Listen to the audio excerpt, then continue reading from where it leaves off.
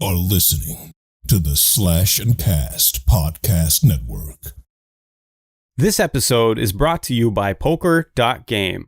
Poker.game is the first blockchain-based play-to-earn game that allows players from all over the world to earn, trade, buy, and sell NFTs through hands of poker. Poker.game is powered by their token PKR, which is now live and tradable on MetaMask, PancakeSwap, Bitmart, and Bittrex. Learn more about the multiple patents that make PKR special by going to pkr.io. Richard Kuklinski was an American serial killer who was convicted of 5 murders and had claimed he had a body count of almost 200 men. Graduating from petty crime, car theft, and bootlegging pirated pornography, he became a brutal enforcer for the mob. Join us as we discuss his upbringing, his first gang, and his first murders. Welcome to another episode of the Cabinet of Dr. Mystery. I am your host, Dr. Mystery. I tried to create living zombies. Reports that have been made by credible observers of relatively incredible things. God, give me strength. All I gotta do is relax and they'll take me to their death. Last chance to evacuate Earth before it is recycled. This is a wicked, wicked world. We are all evil in some form or another. Law enforcement authorities have arrested one of the most notorious contract killers in state history. A self-employed Bergen County man is behind bars, charged with 5 murders, and prosecutors are investigating his involvement in dozens more. This is unwarranted, unnecessary. These guys watch too many movies. Welcome to another episode of the Cabinet of Dr. Mystery. I am so excited to finally be telling this story of Richard Kuklinski. This has definitely been something that I've been wanting to talk about for quite some time, and I'm really excited that we're finally beginning to be able to bring this story to you. Now, in today's episode, we're just going to briefly talk about Richard's childhood. We're going to talk about his terrible, terrible, abusive family members. His parents were monsters. We'll get into that in just a second here. We're also going to talk a little bit about his experimentation and a couple of his first murders and his first gang. But we're going to dive into some of these sadistic killings that he's made in further episodes. Today, we're just going to kind of give you a roundabout idea of who Richard was as a monster, as a person, as a terrible, monstrous person. But I just wanted to say thank you for your patience. I know it's been a while since we've dropped a new episode. We had that re-release where we dropped episode 14. Again, it's one of my favorite episodes. It's one of the only episodes that I've ever really had a guest on the show. And it featured my very good friend Hassan from the Nerd Alternative podcast. So I really wanted to share that again because I've asked a lot of my friends that listen to the show what their favorite episode is, and that's one of the top answers is episode 14. So we re-released that, and we gave you that Gypsy Rose episode and the Nexium Cult episodes, but I just wanted to say thank you for your patience. I've started a new job, which is very demanding. It's a lot of fun. It's very rewarding, but it takes up a lot of my time. So between that and my other side gigs and, this COVID thing has been a little ridiculous. I've had some family members and some friends in and out of the hospital. So it's just been a really difficult time for me in terms of having some free time. So I really want to say thank you for all of your patience. I know that some of these episodes are coming out a little bit later, but it's really, really appreciated that you're still sticking with us, even though we might not be meeting the deadline every single time. But this podcast is such a passion project of mine. It really means a lot to me. So I'm going to try to make sure that it's on the forefront. But it's always difficult to find some quiet time to record, especially since I live with other people. But that's enough excuses. I just wanted to say that I really appreciate your patience with us. So, we've talked about some serial killers in the past. And, I think one of the biggest ones that we did was with Richard Ramirez, who was an absolute monster himself. But this is a little bit different. This isn't like a serial killer that's killing for a certain reason, right? With Richard, Richard Ramirez, I should say, to clarify, his whole thing was that he was ingrained in this whole mentality that that's how you deal with things. That's how you deal with your problems, is by murdering people, right? He had really bad influences in his life that twisted his frame of mind. With other serial killers, you have like Jeffrey Dahmer killed for passion, killed to experiment with cannibalism. You have the BTK killer killed for sexual gratification. You have others that are mission killers. But Richard kind of breaks the mold in a sense. He's not a mission killer. Richard had a different perception of things. Richard just killed to experiment. He just killed because he wanted to. If you looked at him the wrong way, he would kill you just because you gave him a bad vibe. If you said the wrong thing to him, he would kill you just because he didn't like you. So Richard's thing was that he was just a brutal, sadistic man who, he didn't have any sort of specific person that he was going after, right? He would just kill to kill. And eventually, as we'll see in this episode, that led him down a path to working with the Mafia, just this desire to be a brutal person just in general. Before we dive in, I'm going to break into one of these houseplant limes here. It's always really tricky to get into them. I'm not sure.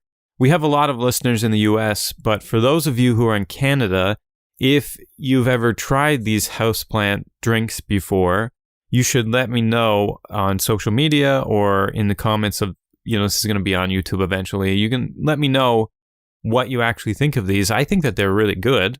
But whenever you break into a cannabis drink, they have a child safety lock on all of the cannabis products here in Canada and hopefully everywhere. But it's incredibly difficult to get into. You have to peel off the label and tear into it. And then you have to, it's this black cap and you have to break the top off. So sometimes it's incredibly difficult to get into. It's called Can Plus. It's a child resistant can top. It's a really interesting concept, but with the houseplants and the tweed drinks, I find that it's easy to get the caps off, but on something like Every, you end up actually taking the whole label off of the drink instead of the protective child cap top. Anyway, so this is a houseplant lime. It's got 2.5 milligrams of THC, and I'm going to crack into it. It's one of my favorite drinks. I really like this one, and I have a grapefruit one with me as well. I like that one. We also have tweed grapefruit water as well. I'm pretty sure that I've already talked about houseplant on this show.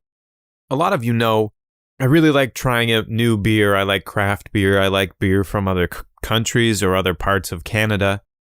I really enjoy beer that have different flavors. Like I had this really interesting one in Halifax. It's from Propeller, one of my favorite breweries in the whole world. That's a lot to put on Propeller's shoulders, but it's well deserved. They used to have, I'm not sure if they still do, it's been a while since I've been there, but they had this really interesting beer. They had a dark lager. I believe it was a lager. It was a really good beer. It was kind of like a nuttier beer. And then they had this raspberry jam beer, which was really, really good. And I went to this one bar. I cannot remember the name of it now, but it was down on Quinpool. It's right across from the Superstore there. So I used to work at the Superstore, and then I would go and meet all the homies at the bar down the street there. It's a really good bar. They had a few of them in the city. And they had this really cool concept where they took this nuttier, it was kind of like a peanut buttery, nutty kind of beer that they had, which was really good on its own. And they took the raspberry jam, which was really good on its own. They had these two really good beers, and you see where I'm going with this. And they made a PB&J beer, and it was fantastic. It was basically just the two beers poured together, but it was absolutely delicious. So Propeller is an amazing brewery. If you've never been there and you're in Halifax or in the area where Propeller is, I highly recommend trying some Propeller if you ever have the opportunity. But, you know, a lot of you know that I really like beer because you can hear me cracking a beer and slurping on it and moaning that, this is so delicious. Someone was making fun of me the other day because of that, which honestly is well deserved. I'm going to try to chill on that. But one thing that you may not know, we have one of our logos that has a weed leaf in it, but I don't really talk about cannabis too much on the show, I don't think. But I have started trying some really cool concentrates. So I'm probably going to talk about cannabis more on the show just because it's another passion of mine. I really enjoy, like, when I was a kid and I used to smoke, I was kind of annoyed that all the weed that I would try tasted like ass. And yes, I know what ass tastes like. Don't bother asking me that question. Come on, guys.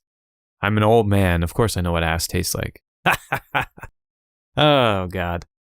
I was really bummed out that like all the weed that I was getting was just like shake. Every once in a while, you could get some like purple kush. You could get something that was really colorful, something that was really crystally or really hairy, something that was really sticky. But most of the weed that you got was just shit. It was just shake. It was garbage, right? And it probably didn't help that I was smoking out of a pop can for like at least a solid 3 months there. But, you know, now that cannabis is legalized, like even when I had a medical license before it was legalized, there's much better weed out there. And there's different forms of ingestion. And it's just something that I'm really enjoying. The last several months, I've been really getting into concentrates and drinks and different forms of edibles and that sort of stuff. And the last couple months here, I've been really diving headfirst into different types of concentrates. So one thing that I tried was an Outlaw rosin, which was really good. The taste was, you know, meh, but overall the product was incredible. Wonderful, easy smoke, very good consistency of the product. I would recommend it, if not for the smoke itself, but it had a delicate taste. It wasn't very overpowering. But I also tried the Diesel Honeycomb by Spinach. Now, I gotta say, I was really disappointed when I opened up the package and it looked like it was originally a honeycomb, but that it had just completely melted and it was just one solid blob. So that was really disappointing. It did not look as good as the picture. It was like going to McDonald's and ordering a Big Mac and getting something that resembles like just a single patty. You know, it just didn't look like it was advertised, which was disappointing, but it tasted really good. It was a really nice smoke, and it was very, very chill. It was a very mellow high. Now, one thing that I was absolutely blown away by, I was at the store, and I saw that, I think it's Quest Apricot Kush Gems and Juice. That stuff is phenomenal. It's basically like a very thin, syrupy, I don't know if it's a live sugar. I don't think it would be. I think it would be more of like a thin rosin almost, right? And then you have these little diamonds, little Kush diamonds, little pot diamonds. And honestly, I took a tiny little scoop of the syrup, right? And I put it in there. And then I took one gem and I put it in this Honey Stick Nano Dabber silencer adapter. And it is phenomenal. It has lasted me forever. And every time I take a hoot off of it, I am expecting not to get anything out of it. And I get the biggest hits. And I still only have this one gem. So I feel like I've been showing some people which is probably not a good idea, honestly. You probably shouldn't advertise that you have a lot of cannabis on you, but I've been showing people my collection of cannabis and accessories and stuff. And, you know, I feel like I have to stop buying stuff now. Like, I feel like just this one container of gems and juice is going to last me forever. It's like fucking Buzz Lightyear of weed. It's just to infinity and beyond. Anyway, I just wanted to share that I'm really enjoying experimenting with concentrates. And if you haven't, like, you should give it a shot. It's worth it. A lot of people really just stick with flower or pre-rolls, but there's like an immense amount of cannabis product out on the market right now. Like, seriously, you have drinks, you have breath strips, right? Which is crazy. You have different oils and gel caps, you have topicals, you have all these different forms of ingestion. And it's just really weird to see that people just always stick with flower. Like, I love flower. I love, you know, smoking a J or, you know, hitting a pipe or a little bong or whatever. Flower is always wonderful. Pre-rolls are great, but there's just so many different ways that you can ingest cannabis now. Why wouldn't you try something new? So my thing is, it's the same sort of idea with me and beer. I would like to try some craft beer. I would like to try something new and innovative and delicious. There's no reason for you to have dirty old beer still. Anyway, that is my cannabis speech for the day. I know that I'm getting a little bit off topic. I told you we were going to talk about Richard Kuklinski, but I just wanted to update you on the new and exciting things that are going on in my life, because it's been a while since I've had the opportunity to sit down and talk to you. And, you know, again, I'm just going to reiterate this before we get into some gruesome, bloody tales here. I really seriously appreciate you. If you are listening to this show, I honestly, seriously, really, really appreciate you. You mean a lot to me. I'm sure you mean a lot to a lot of other people, but you really mean a lot to me. So if you want to connect with me, I would love it. I would love it. We're going to be doing more live shows, and in our live shows, you can actually connect with me. You can call into the show. You can write in the chat. You can look at different pictures that I've put up on the live show. Sometimes you can even see video of me live talking to you. I would love to make that connection with you. It's always a really, really fun experience, and there's a lot of unique people out there. I would love to connect with you. We go live on Bullhorn, bullhorn.com, and you can also download the app onto your phone. We post on our social medias, mainly our Twitter. That's my favorite platform, honestly. A lot more people like me there than Instagram, let's be honest. But it could be because I'm like 150 years old. But I want to connect with you. You can catch our updates on our Twitter feed, and you can see all of the links and all that good shit. Come and hang out with me the next time I do a live show. I love you. I know other people in your life love you, but I love you too. So love me back. So hopefully I don't have too much cotton mouth here right now. I'm pretty stoned. It's my day off. I'm going to hang out, talk to you guys, drink some pot, smoke some pot, hang out for a little bit. I had some beer last night, went out with some friends and celebrated, had a couple drinks, had a really, really good time just hanging out with people, which is weird because, I don't know. It's just weird. As you get older, you're just less fun.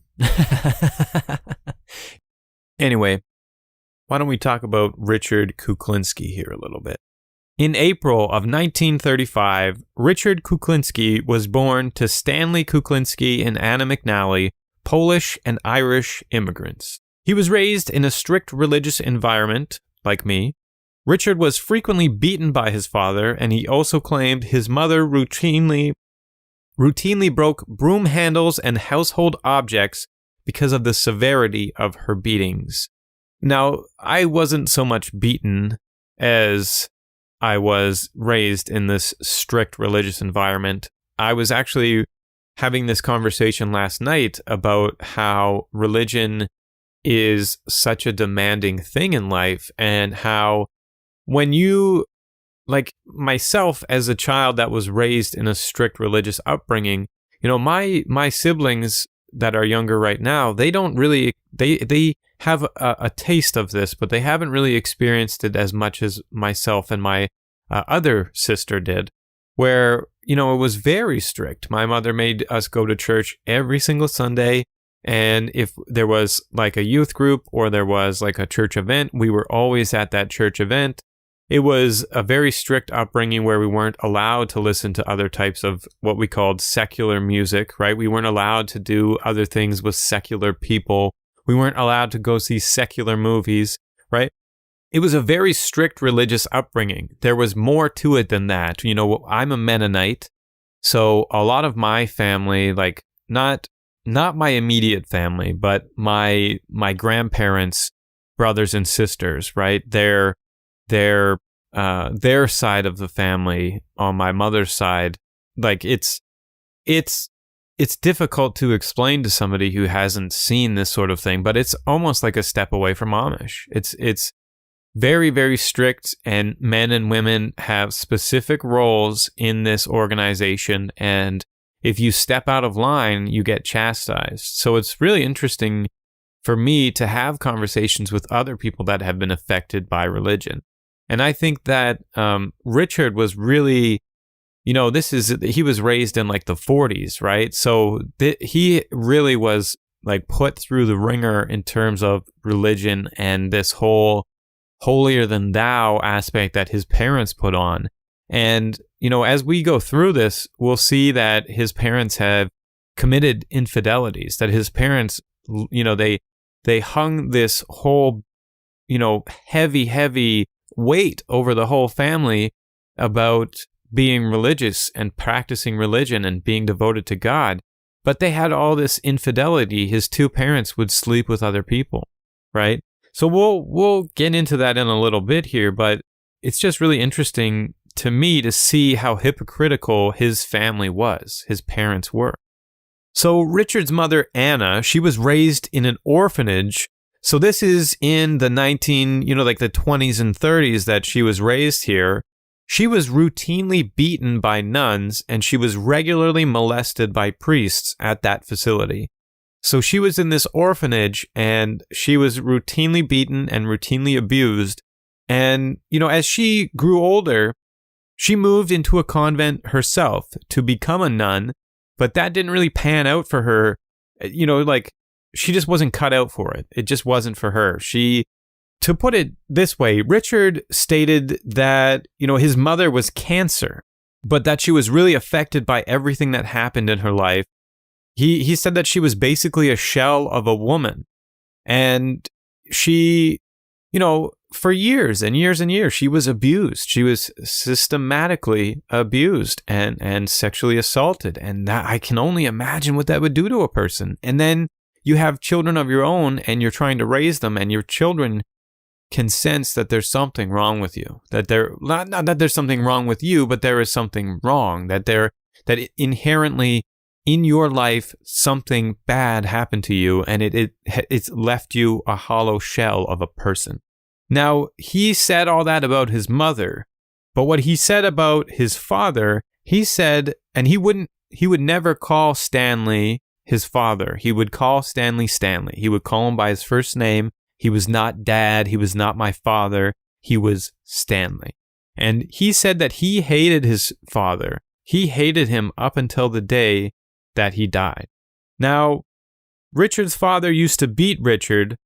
Not only did he beat Richard, he also used to beat his wife and their other sons, Joseph and Florian.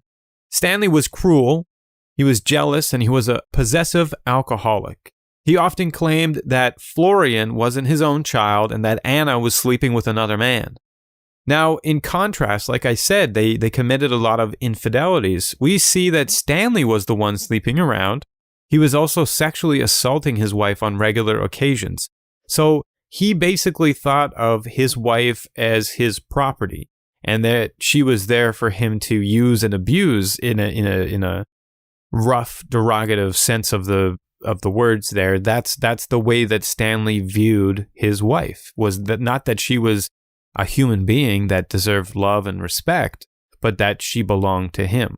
And we'll see that, Stanley would just openly have sex with other women in front of his family. And Stanley was such a sadistic, let's just say he's a bastard. He was a bastard. He actually once stabbed his wife in the back. That's how fucked up this guy is. He would just routinely abuse her, and at one point he just had stabbed her. It blows my mind. So you see that, not that this is an excuse, but this could most certainly be a reason that Richard would be acting the way that he acts, right? Because this is all that he knows. This is what he's grown up with. It's the same thing when we look at Richard Ramirez. This is all that he knows. Violence, brutality, assault. That's all that he knows.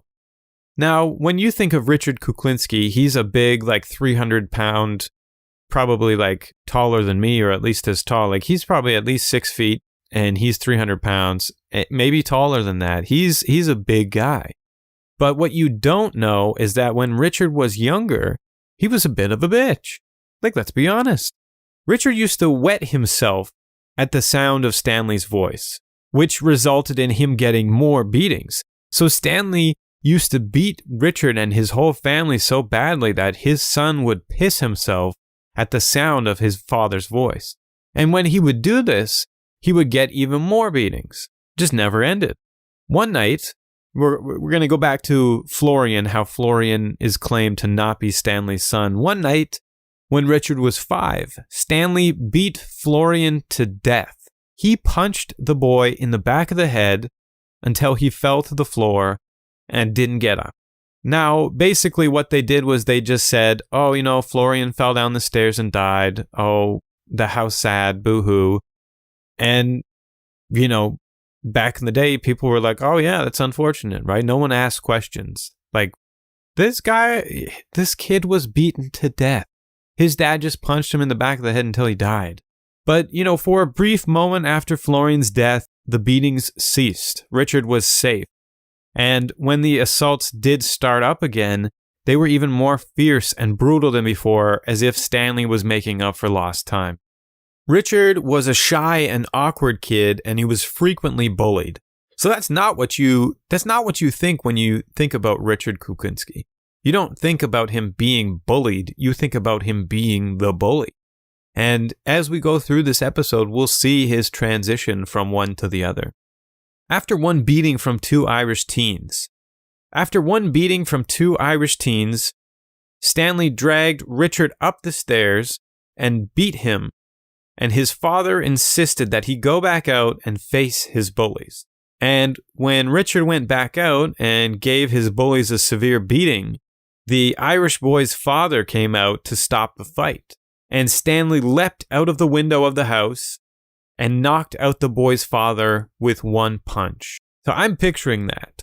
And I listened to this episode maybe at least a year ago before, but I listened to this episode again a couple months ago with the last podcast on the left. It said, I think it's an older one, where they talked about Richard Kuklinski. And and Henry was talking about seeing his father actually get in, kick it into high gear, get in action and move really quickly. And he was saying oh my God, I didn't realize that my father could move like that, right? Now, my stepdad, my father, he is kind of a lumbery guy. I would describe him that way. He doesn't walk, he lumbers around, right? He makes his way into places. I don't know if I'm describing it right, but he's not, to see him move swiftly is terrifying. He's not the kind of person that you would expect would move very quickly in a short period of time. When he does, it is frightening. It is terrifying when he gets into high gear and moves. It is a sight to behold. So the idea of this man who beats everyone around him, not my stepfather, I'm talking about Richard's father, but the idea of Stanley being this vicious, brutal guy, and then just kicking it into high gear and booking it across the lawn and beating the shit out of this dude, That is terrifying to me. This image of this image in my head of Stanley being this vicious, almost like brutal dictator of the household, seeing him kick it into high gear would be frightening. Now, eventually, Anna gave birth to 2 more children. She gave birth to a girl named Roberta and the boy that we mentioned earlier, Joseph. Joseph would grow to become I'm setting you up to think that I'm going to say something good. I just want to make this clear. You know what podcast you're listening to.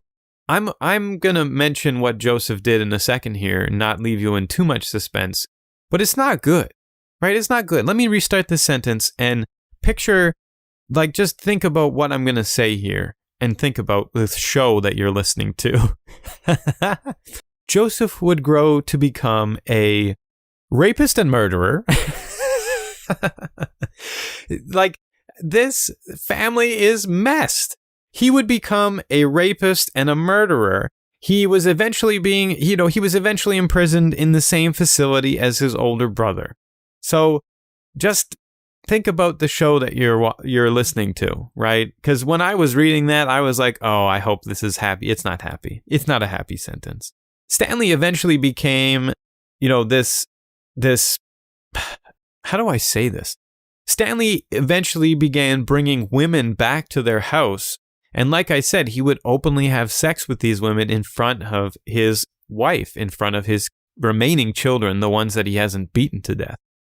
And, if Anna would complain or say anything about him sleeping with women in her presence, he would get up and he would beat her with a belt, or he would kick and hit her. So these young boys had this idea in their head that this is normal behavior, right? Obviously, they're scared and they're frightened because they're children, but they have this idea that this is normal behavior, that this is how men act. So, like I was saying, I'm not sure if I said this on the show, but I've definitely said it in the Discord, and I've said it in other groups as well.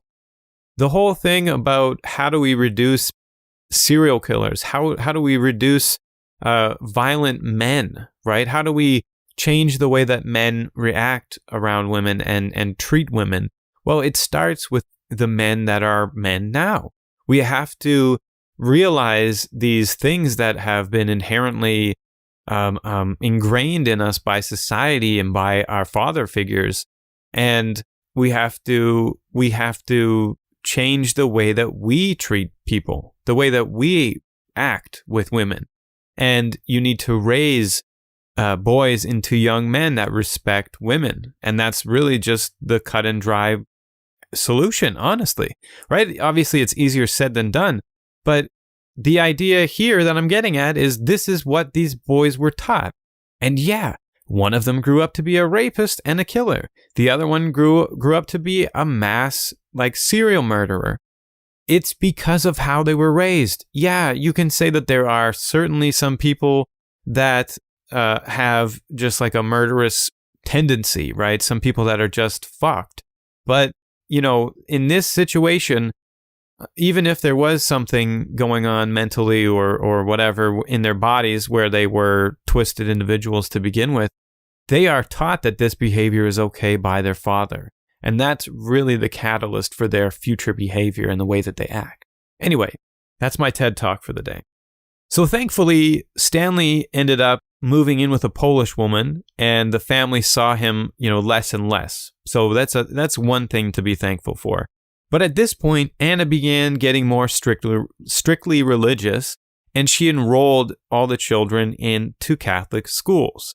Now, obviously, at these Catholic schools, Richard, at least, and I'm assuming the rest of the children, were beaten by nuns and priests.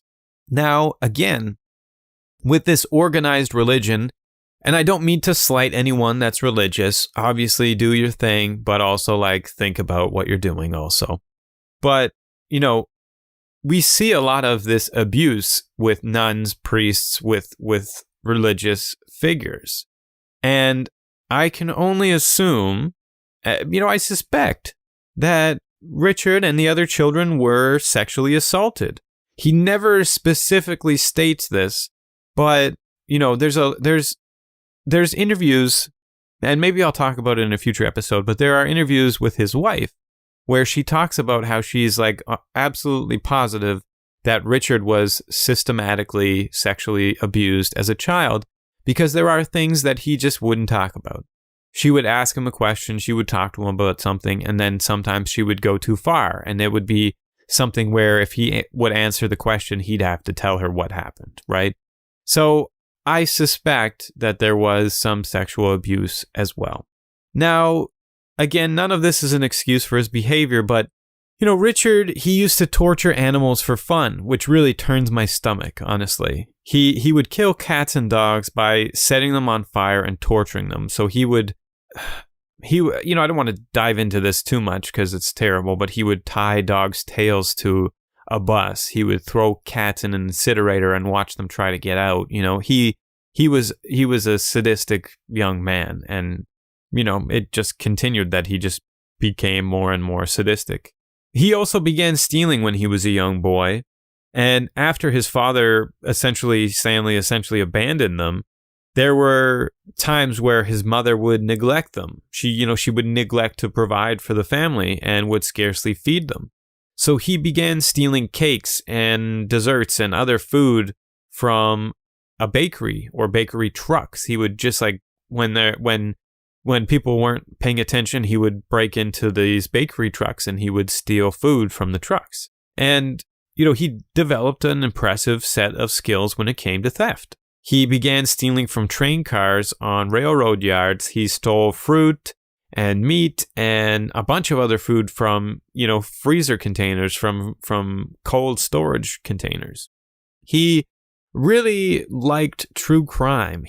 Now I don't know if this says a lot about me, but Richard Kuklinski was very into true crime, and he would steal true crime. Wow, I fucking say true crime 300 times. He would steal true crime magazines from newsstands and from candy stores, right? And these magazines, they gave him, you know, insider knowledge on how to become the great criminal mastermind that he aspired to be.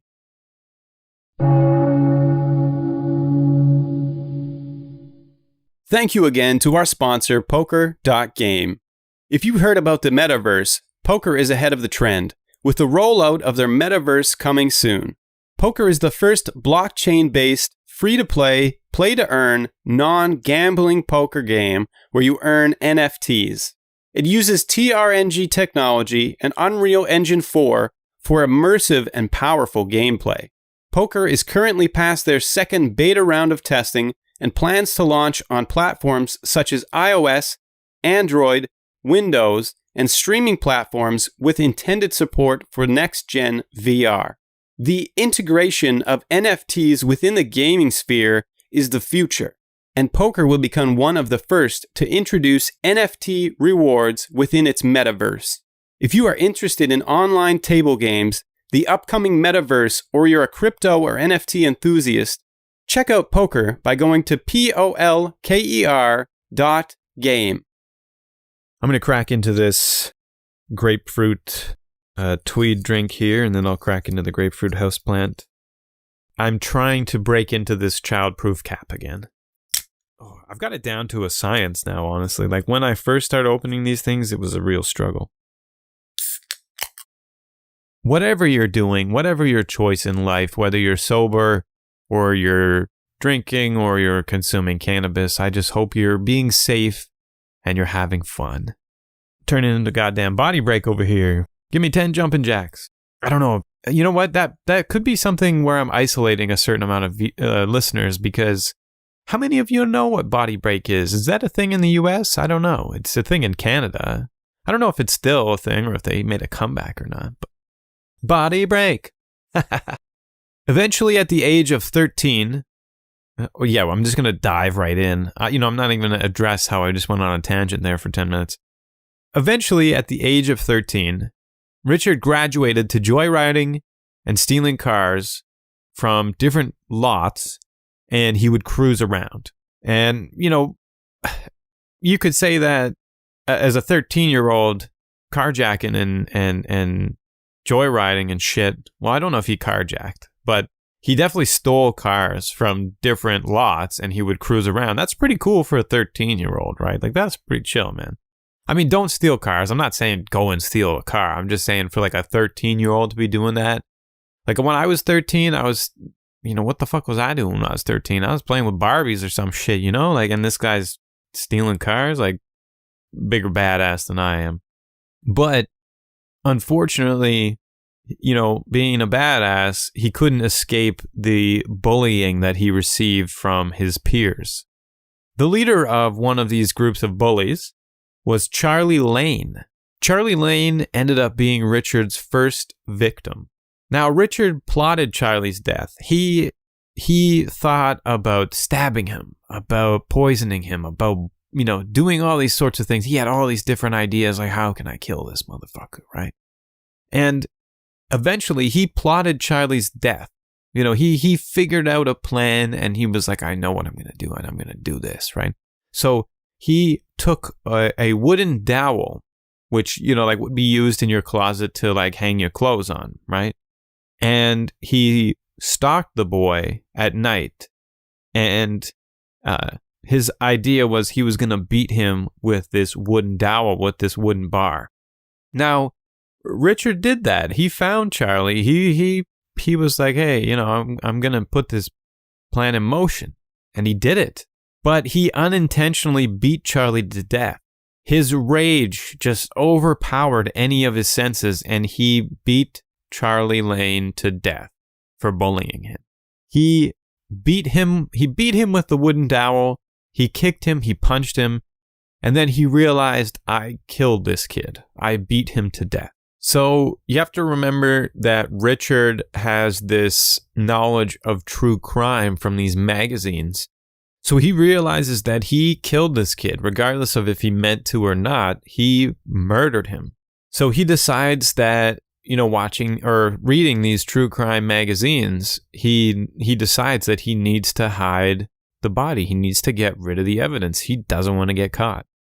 So he found this vehicle, right? He stolen this vehicle. He placed Charlie's body, his bloody, limp, dead body, into a stolen vehicle, and he drove to dump Charlie far away from the murder scene. He took a hammer and used it to smash out all of Charlie's teeth so they couldn't identify his dental record. Next, he laid out Charlie's hands, which I assume would be on the pavement, and he cut off each of his fingers. After this, he tossed the body over a bridge into a freezing cold river, and on his way back home, he tossed the bits and pieces of Charlie Lane out the window like some sort of fucked up bloody parade, tossing candy out to children.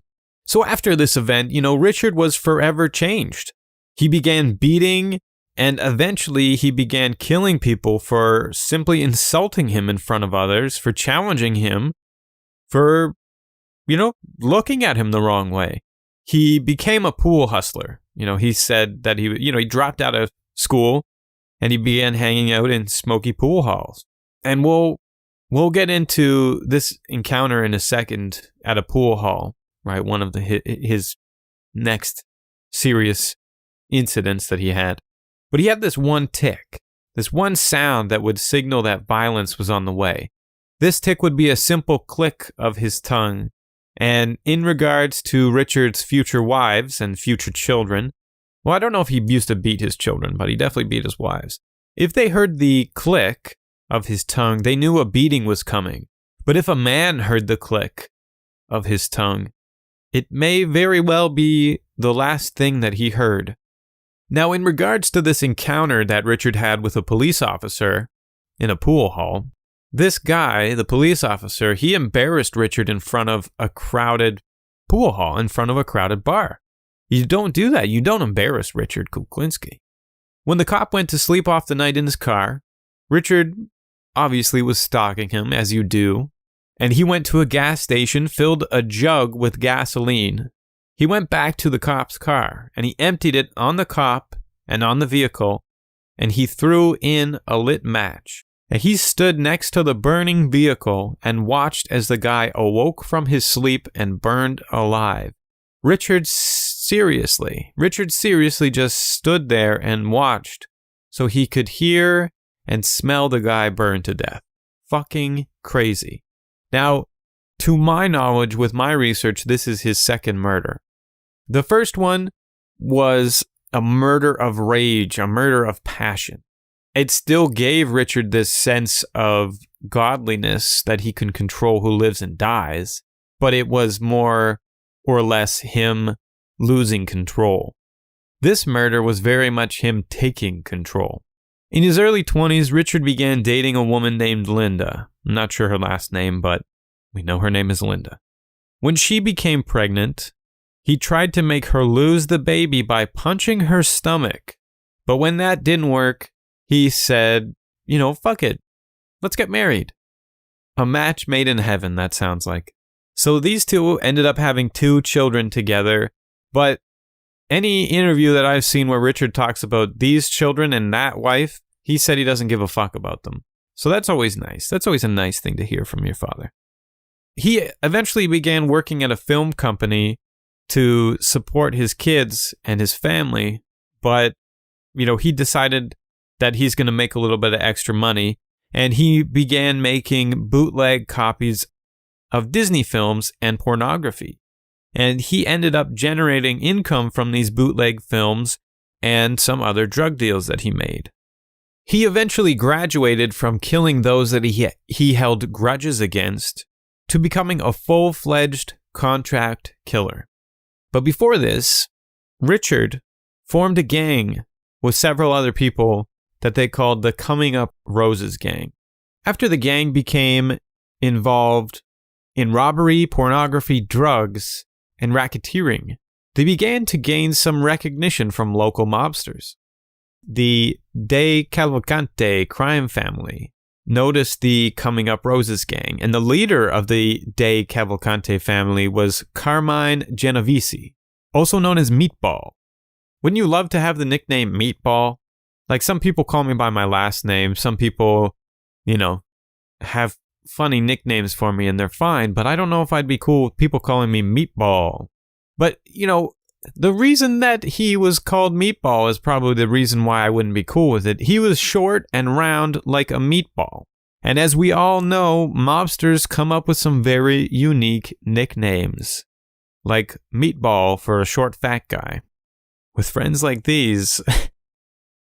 Now, the first job that the Coming Up Roses gang were given by this mob family was to execute a man.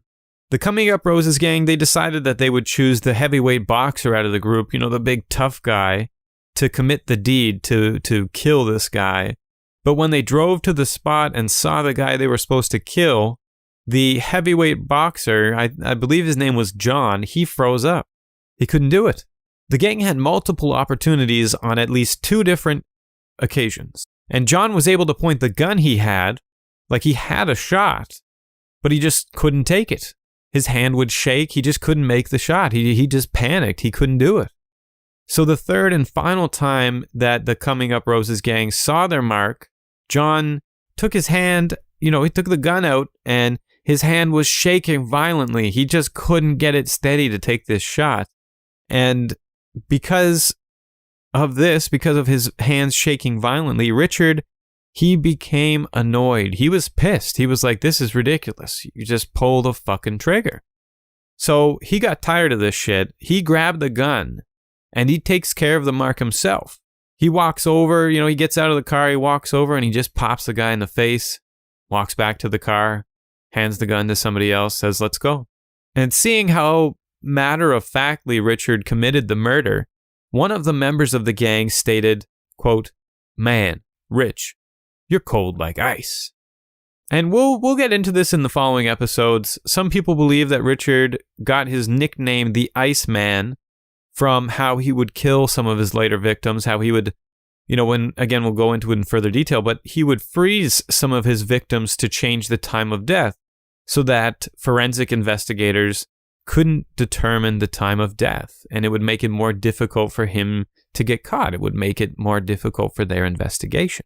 But others claim that this statement from one of the gang members, that he is cold like ice or cold as ice, some believe that's why he got the nickname the Iceman. So it's up for debate, in my opinion anyway. The mob hits that big round boy Meatball gave them.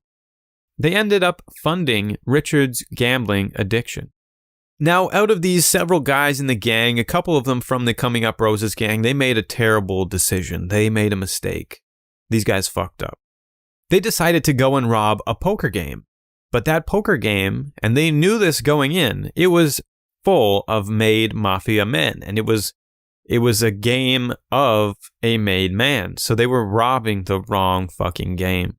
They made a big mistake.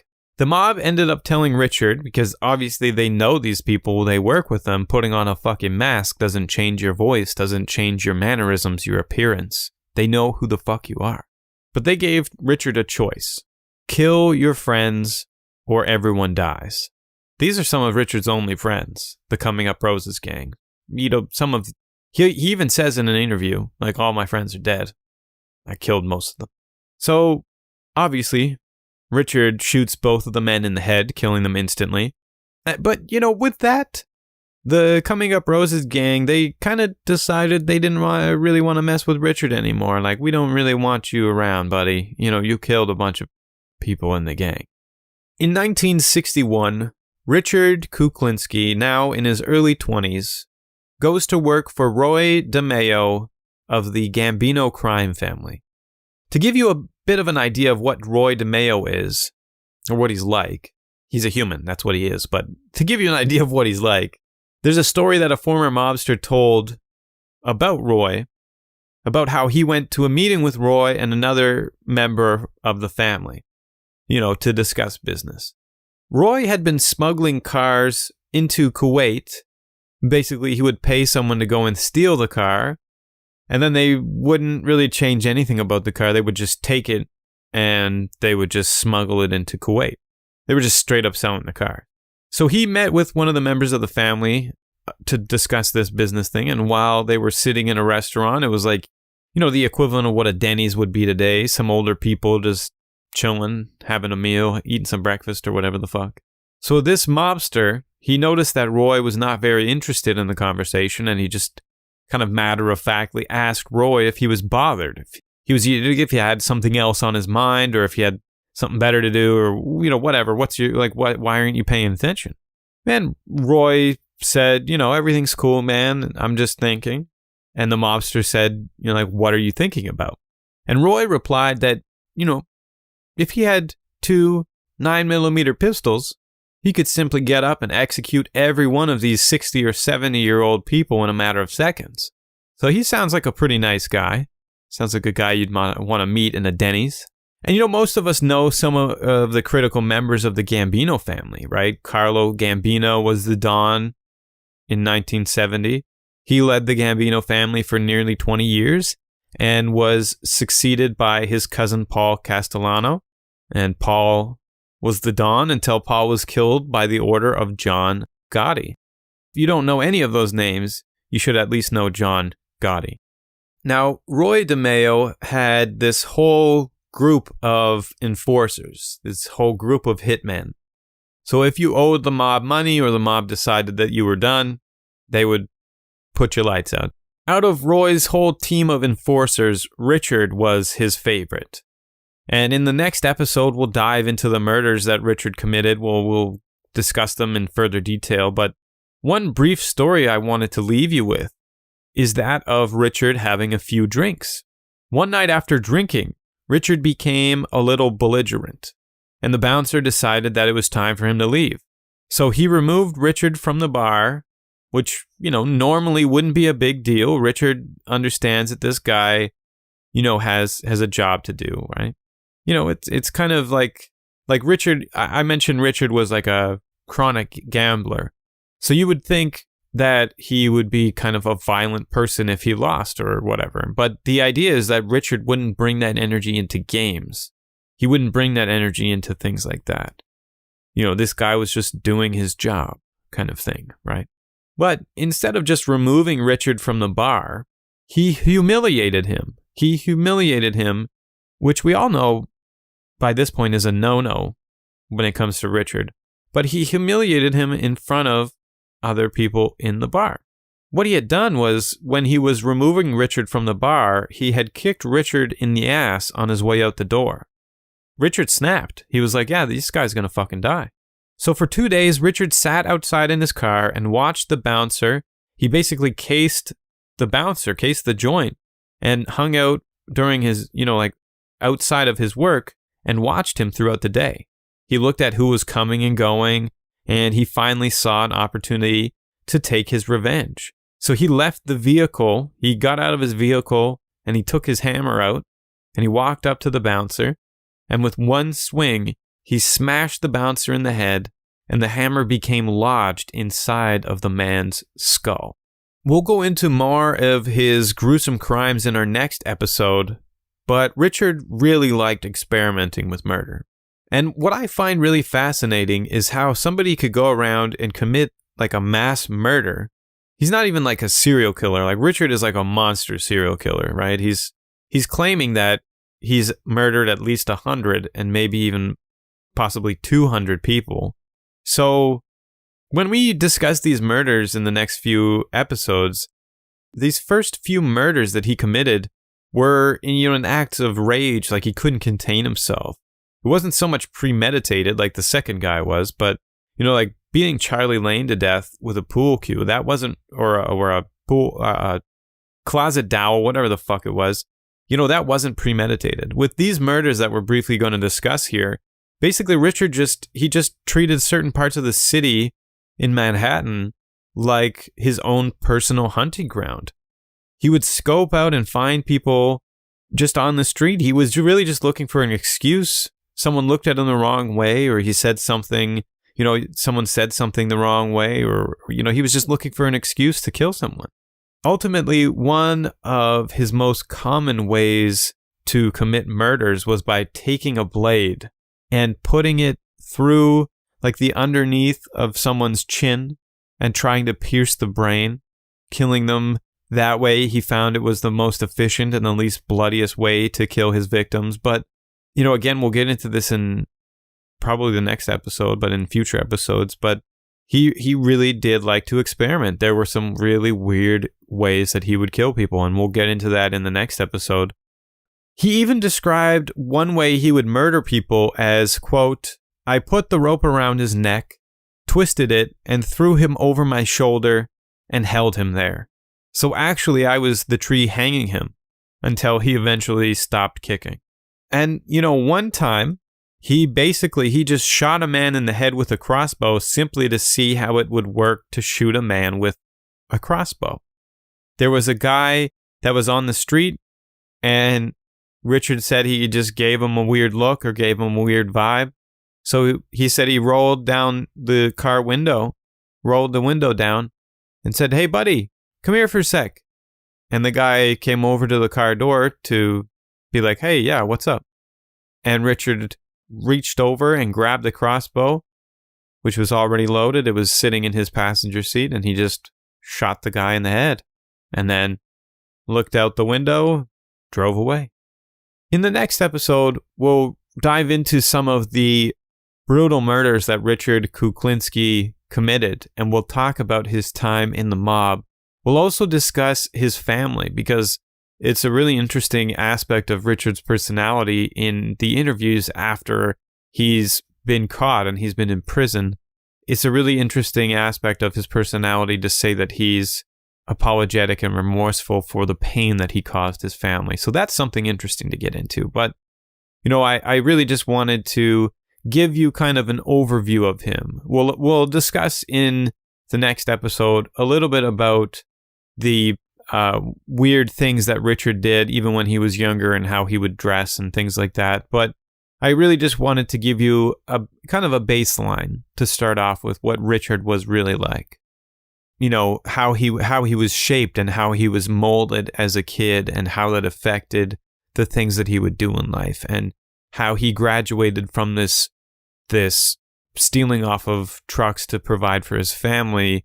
And we'll see in the next episode how he graduated into a bigger criminal, a bigger class of criminal, but he would use these base level things that he was involved in as a kid, like stealing cars and breaking into food trucks, how he would use that and the earlier murders that he committed and how that would shape and mold who he was as a grown man.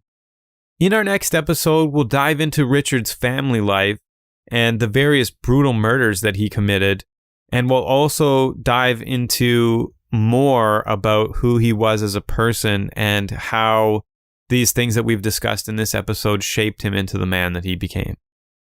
This episode is produced by Death Hotel Creative, hosted by myself, Dr. Mystery.